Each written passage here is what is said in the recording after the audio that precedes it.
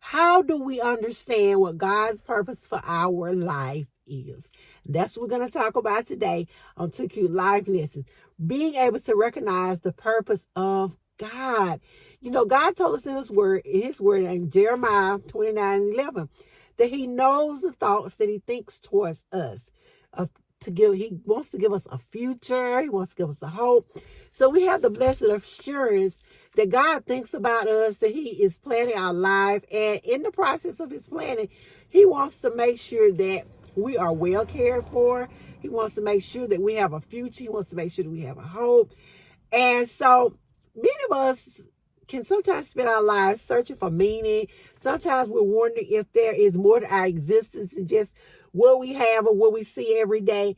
And I'm going to be honest with you. If I thought that this was all there was, if I thought that we weren't going to have any more, that there was not life after death, there was no heaven, there was no afterlife, there was not a God for us to go meet and be with and to be intimate with. And if I thought we were not going to be reunited with our loved ones, I think I would go to pieces. I'm just being real, because our life has to have meaning.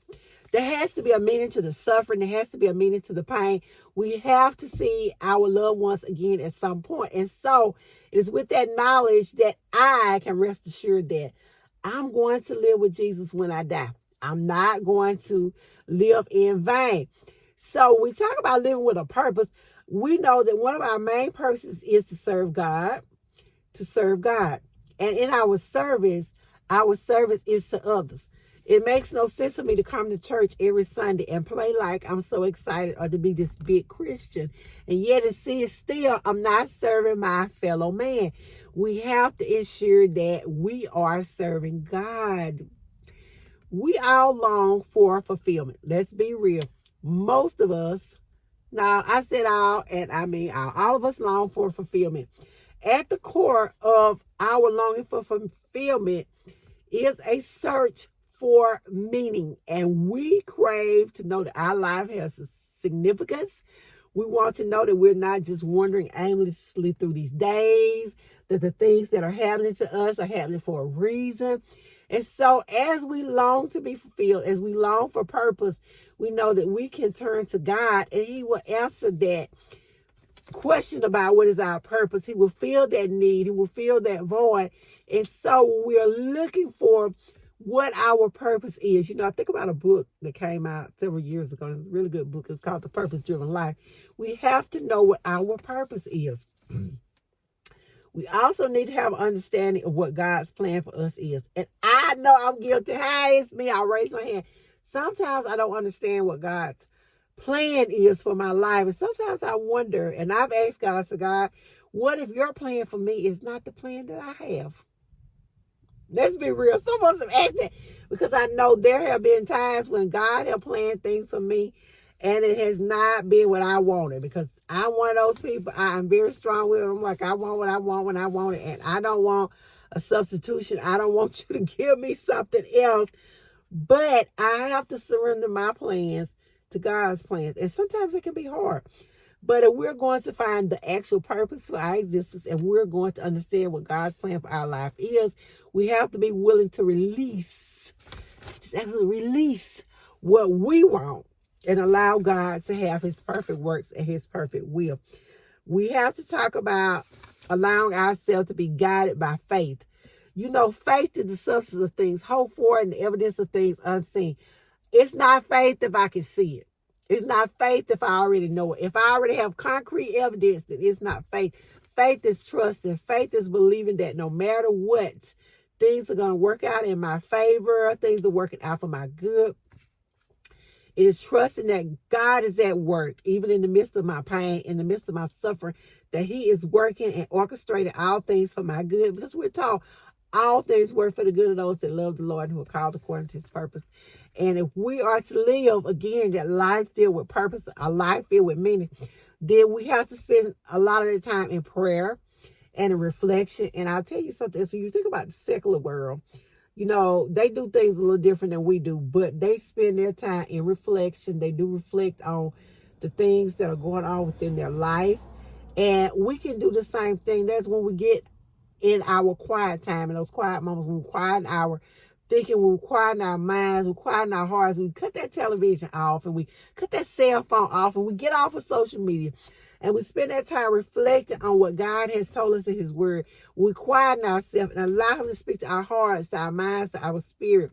It's in those times that we can better understand what His will for us is.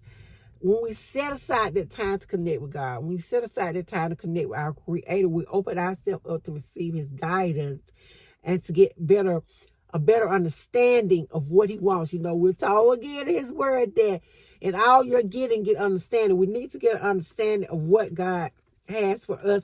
And one of the hardest things in understanding our purpose and meaning is to be patient, to accept God's timing. And I told you before, and I'm going to say it again, I'm one of those people who want what they want when they want it. I'm like, God, man, this is taking too long.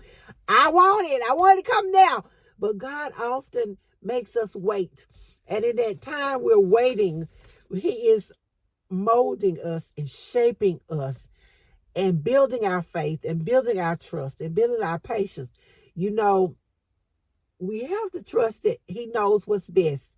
You know, He says His ways are above our ways, as the heavens are high above the earth, and they are. And so we can't just lean to our own understanding. We have to lean towards Him. We have to let Him show us what is about to happen. And we have to trust His provision.